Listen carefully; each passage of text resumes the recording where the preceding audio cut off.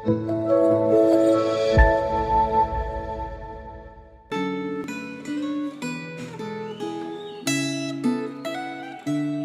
di dalam damai Kristus, saudara sekalian. Puji Tuhan, hari ini kita bertemu kembali untuk bersama merenungkan kebenaran firman Tuhan yang terambil dari Imamat ke-24. Mari saya akan membacakan untuk kita sekalian ayat yang ke-14 sampai dengan ayat yang ke-16. Demikian firman Tuhan. Bawalah orang yang mengutuk itu keluar perkemahan, dan semua orang yang mendengar haruslah meletakkan tangannya ke atas kepala orang itu. Sesudah itu haruslah seluruh jemaah itu melontari dia dengan batu. Engkau harus mengatakan kepada orang Israel begini: setiap orang yang mengutuki Allah harus menanggung kesalahannya sendiri. Siapa yang menghujat nama Tuhan, pastilah ia dihukum mati dan dilontari dengan batu oleh seluruh jemaah itu, baik orang asing maupun orang Israel asli. Biarlah ia menghujat nama Tuhan, haruslah dihukum mati. Mari kita berdoa. Tuhan, terima kasih untuk kesempatan kami bisa belajar setiap hari. Merenungkan firman-Mu memberikan kepada kami bukan hanya kesegaran, cara pandang yang dibaharui hari demi hari, tetapi juga mempertumbuhkan iman kami. Untuk kami semakin dewasa, untuk kami semakin lebih baik, dan semakin menjadi berkat di tengah-tang kehidupan kami. Karena kami menjadi pelaku-pelaku firman. Berbicaralah ya Tuhan, di dalam Kristus kami berdoa. Amin. Saudara sekalian, ada ayat di dalam firman Tuhan yang cukup dikenal oleh orang-orang non-Kristen. Apa itu? Bila seorang menampar pipi kananmu, berilah pipi kirimu. Betul kan? Saudara sekalian, ayat ini seringkali dipakai oleh orang-orang non-Kristen untuk memperlihatkan kepada kita seperti orang Kristen itu gak berdaya, seperti orang Kristen itu, mohon maaf, bodoh. Tapi sebenarnya ini sesuatu yang ditekankan Tuhan menjadi sebuah pembaharuan di mana hukum perjanjian baru adalah hukum anugerah. Sebelumnya, memang di dalam perjanjian lama ada satu aturan yang seringkali juga digunakan oleh banyak bangsa pada waktu itu, yaitu di mana mata ganti mata, gigi ganti gigi. Dan ini disebut lex talionis. Ya, di dalam Alkitab perjanjian yang lama, khususnya di dalam Imamat 24, di ayat-ayat seterusnya setelah yang tadi kita baca, Tuhan menetapkan hal seperti ini. Tujuannya adalah supaya pembalasan dendam atas kesalahan orang lain tidak melebihi dari yang seharusnya. Karena ketika seorang marah, dia bisa melakukan pembalasan yang jauh. Misalnya ada dirugikan sesuatu, atau misalnya ada sanak keluarganya yang terbunuh. Dia bisa membunuh bahkan bukan hanya pelakunya, tetapi juga seluruh keluarganya. Nah, inilah hal yang dihindarkan. Karena itu Allah menetapkan ini kepada bangsa Israel, yang pada waktu itu baru keluar dari penjajahan di Mesir, supaya hidup mereka teratur, supaya mereka menunjukkan bahwa mereka adalah umat Tuhan yang tahu dengan betul apa yang Tuhan kehendaki. Dan hukum-hukum ini memang diatur sedemikian rupa agar mereka tahu menghormati sesama manusia, sesama makhluk hidup yang lainnya. Supaya mereka tidak merugikan dan juga tidak melakukan sesuatu yang tidak dikehendaki Tuhan.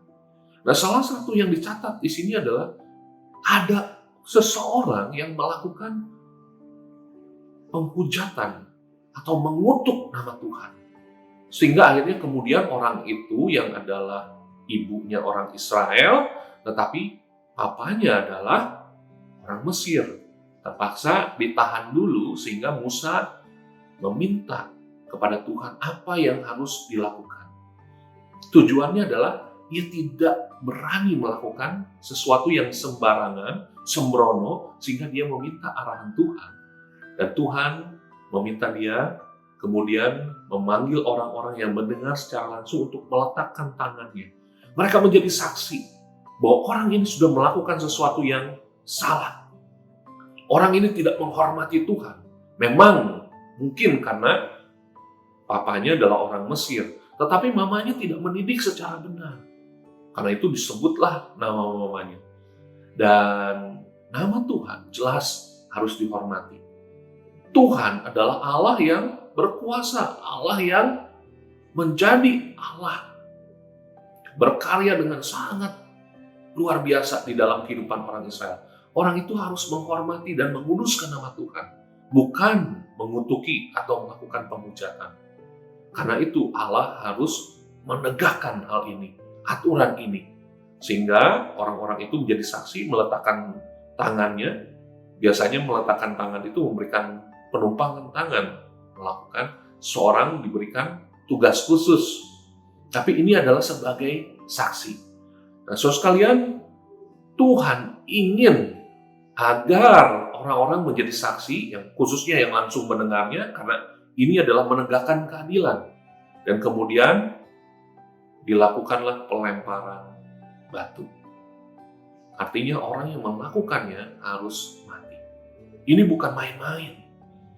Tujuan dilakukannya penghukuman ini adalah agar orang-orang Israel tahu secara jelas bagaimana menghormati nama Tuhan, menguduskan nama Tuhan, dan tidak memakai nama Tuhan secara sembarangan atau bahkan mengutuki. Dan ini bisa menjadi hal yang baik supaya orang yang lain pun tahu. Bukan hanya karena dia anak orang Mesir papanya. Tetapi bagi orang Israel ataupun orang asing sekalipun, mereka harus menghormati Tuhan. Karena Allah adalah Allah yang patut mendapatkan penghormatan kita. Allah yang harus dikuduskan.